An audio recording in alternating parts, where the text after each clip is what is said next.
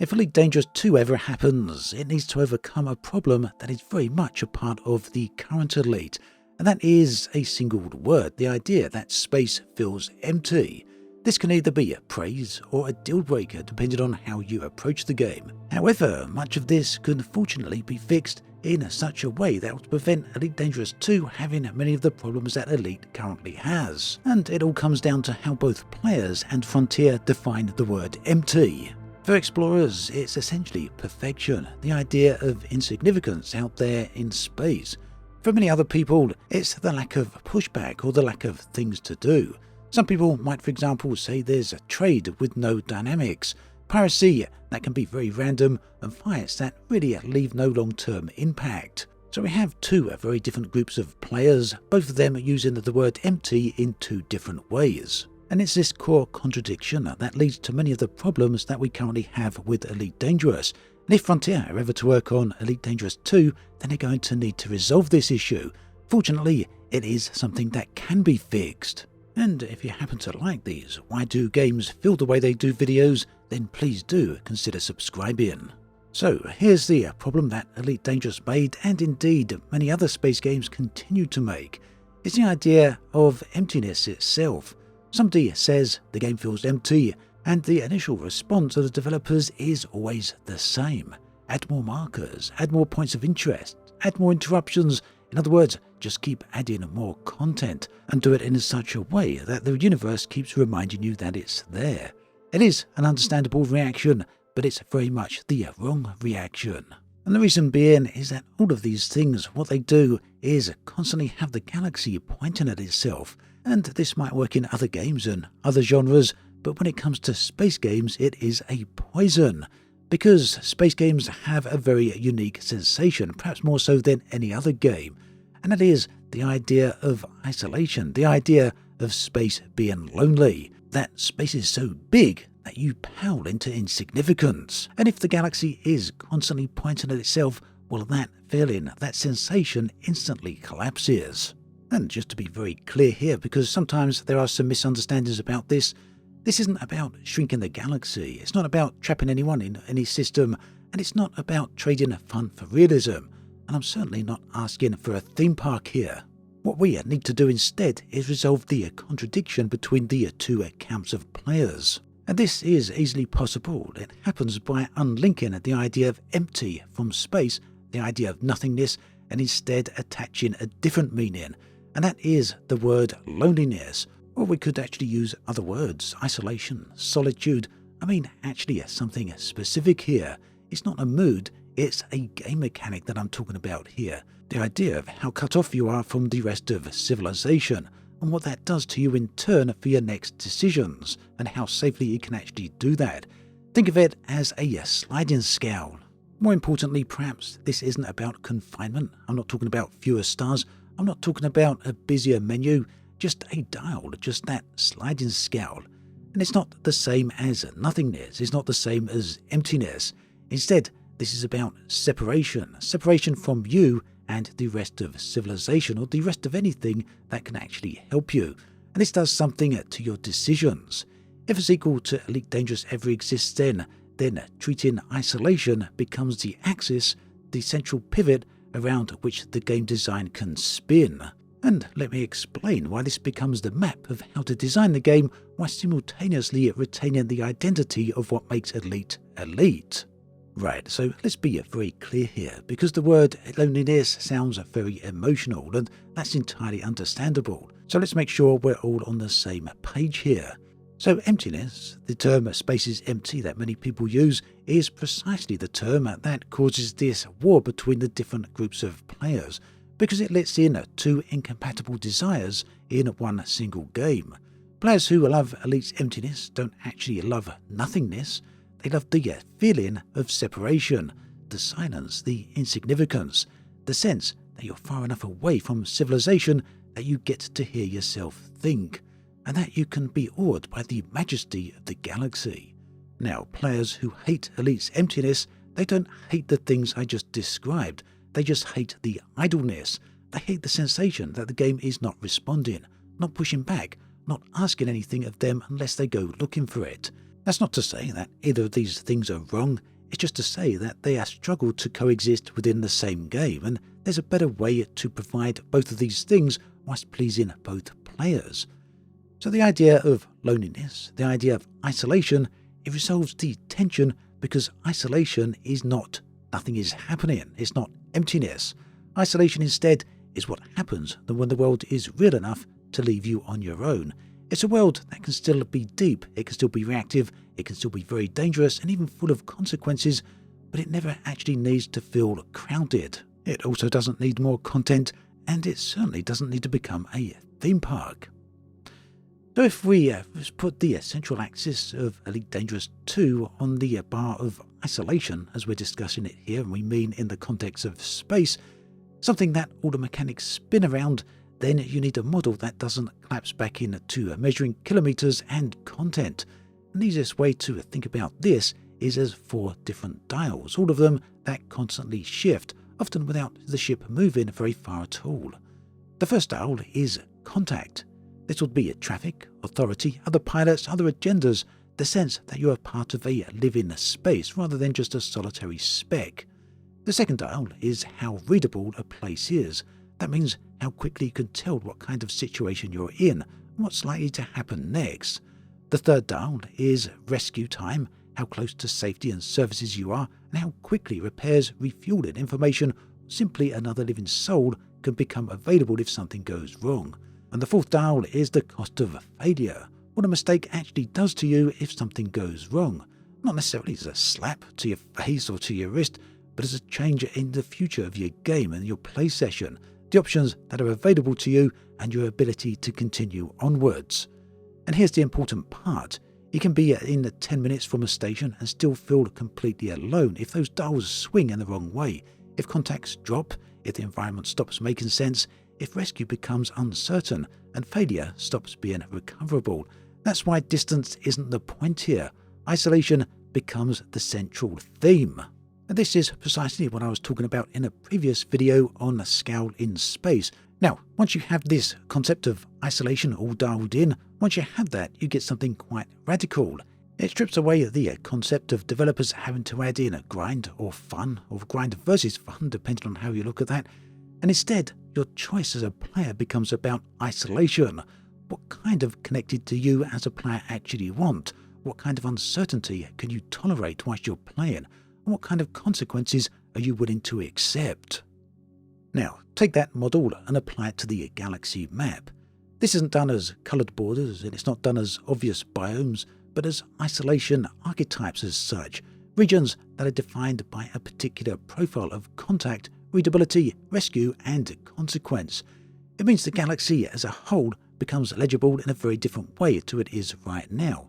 It's not a list of destinations that you see here, not a list of markers, but instead it becomes a spectrum of different conditions. For example, you get corridors. These would be busy, they'd be readable, there'd be a rules-heavy space where you can still feel small, but you don't feel absolutely abandoned because there's stuff going on around you. You then get edges, which will be places where services start to thin out. Here, ambiguity would start to creep in, and opportunists would thrive because certainty is no longer guaranteed. And then you get regions of space, which we could consider as quiet volumes. These would be low contact, long rescue times, and that particular kind of silence where your ship just feels like the only thing that actually exists. And the fourth type of space would be distortions, regions that are dense in structure, but they're sparse in what we could class as certainty. So they're not really empty at all, they're just very hard to interpret, to understand exactly what's going on there. They're completely uncertain and unexpected because space can hide an entire world right in front of you, and you'd never even know it's there until you're more or less on top of it, relatively speaking, of course. So this is where the whole empty versus exciting fight starts to dissolve, because what you're doing here is completely rejigging, remapping the idea of space itself. You're applying a structure to it, and that structure can both be busy and extremely empty at the same time. Let's take a look at what this could mean for specific types of gameplay, depending on the nature, the degree of isolation you're currently experiencing. And I'll put some text on the screen right here, which will indicate how these dials are mapped for each specific scenario. So let's look at mining. Mining in an industrial belt, for example. So you drop into the belt and immediately your ship can read it. And this is because it's heavily industrialized. It's all very heavily worked already. That means rock composition confidence is high. You've got a much easier idea of what's going on in there because all the infrastructure has already been placed here. Hazard zones are clearly flagged. Traffic is constant. The gameplay isn't prey. The RNG gives you a good rock. It's work inside a living lane. You know what's here, and you know what the most likely outcome is going to be. It means you're watching out for pings of someone's claim. You're watching out for security patrols and their timing, other miners edging into your area, and maybe even, depending on the dynamics of the game, updates that change what's worth mining right at this specific moment. It means, to all intents and purposes, that mining is easier, it's knowable, it's very busy, it's fun and exciting because of that, but also the rewards are a little bit lower. And then we have mining in a quiet zone. So here you find a ring that looks like every other ring, except your sensors won't commit. You don't know what's here really, because there's no existing infrastructure. No one out here, individual or corporate, has been out here to map everything. And that means what you're looking at here is, you're looking for probabilities, not specific answers. And your minute-to-minute gameplay becomes something quite different. You're looking for slow scan passes. You've got to triangulate everything from different angles and decide whether or not you can trust the readings that you're actually finding here and whether they're actually worth cutting into and spending all your time mining. And because of the lack of infrastructure here, because of the lack of security, because of the lack of NPCs, when something goes wrong, you don't just pay the repair bill and get back to work. A bad fracture instead can cascade. The area is dangerous precisely because there is no infrastructure here. No one has been out here to make it safe. And by that very nature, it means the rewards here are potentially much higher. Let's take a look at the isolation dials when it comes to piracy. So in this example, you're not hunting a ship, you're hunting a gap. You're looking in a highly connected system, and this makes targets, they're easy to find because ships are all over the place. The signals are clean, the lanes are pretty predictable because you know where the transport and shipping lanes are. Everyone's got their transponders on, so the skill here is your timing and your speed. You know what the target is likely to be carrying because of the region of space you're in, whether that's a player or an NPC.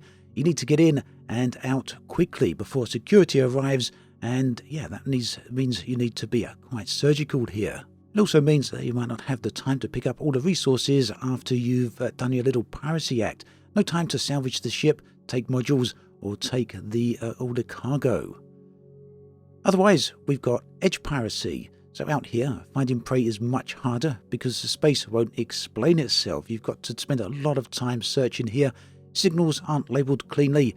You're reading the patterns maybe. You're looking for engine signatures. You've got comms ghosts. You've got anomalies along the route lanes. But ultimately, ships are flying here without their transponders on. And ships might take this route because it's far more profitable. They might take the risky route because it's shorter, because there's higher value to be made, or because they're simply heading towards a black market. So much higher profit here for them, but also a much higher potential payout for you as well as a pirate, because the security presence here is going to be much lower. And this isn't necessarily because you're in a high-risk system. We're getting rid of that whole idea.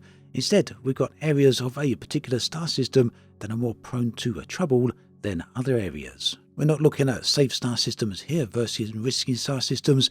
Instead, we're looking at regions of space within each star system that, as you travel through those areas, the risk dials, the isolation dials dramatically change. And that's why it means that in some areas of space, even in the busy Sol system, you can end up lost and abandoned if you're in a particularly dangerous area.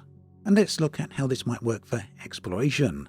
So in this zone, it's quiet but readable, and it means your instruments here are very trustworthy. When you scan, the results are coherent, they make sense, they're comparable to other things you've seen in the past, so the skill here becomes interpretation and route planning rather than wrestling with the UI or looking at a list of things on your nav menu. It's not about being in a deep space. It doesn't matter how far away you are. Distance is beside the point here. This is about how safe you are in terms of instrument reliability. Because it's not the distance here in this context that makes you feel isolated because you've got your ship. You're never really isolated when you've got your ship, but at the same time, you can feel alone. You're the only one in the entire region, and you can be awed by the majesty of the galaxy. And all the time, your instruments are working just fine. You're not fully truly isolated, because after all, your ship is your home. But this changes as these isolation dials change. As it becomes more risky, you end up with distortion pockets or just very dangerous areas of space. So for example, you might be close to a busy space. You're not alone in the galaxy, but the environment is unreadable.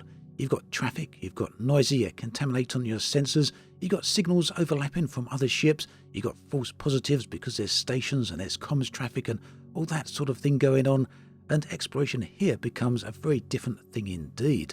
Here, the skill is all about filtering, isolating, doing controlled passes to prove what's real, whilst the world itself keeps interrupting your certainty about what is and isn't out there. And this inverts the whole thing of being alone.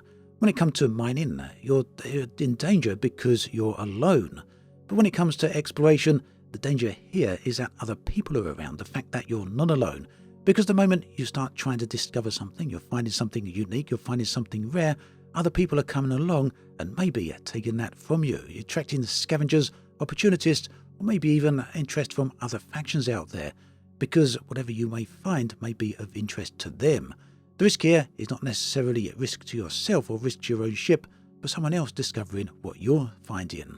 So that's just 3 different examples of how this could play out, how the isolation sliders and dials could actually be applied and dramatically change how an Elite Dangerous 2 would function. In spirit, the game would be very much the same. All the things that people love would still be in there, but most importantly, all the problems, the contradictions would be finally fixed. If you're still here then at the end of the video, I'm curious, which isolation profile would you want the most? Busy but safe, quiet but readable, quiet and ambiguous, or quiet and dangerous? Let me know, because it genuinely influences what I make next. And if you haven't seen the Space Scale video, then do check out that next, because that is what this video is built upon. It's linked right here on the screen. Thanks for watching, take care, and I'll catch you next time.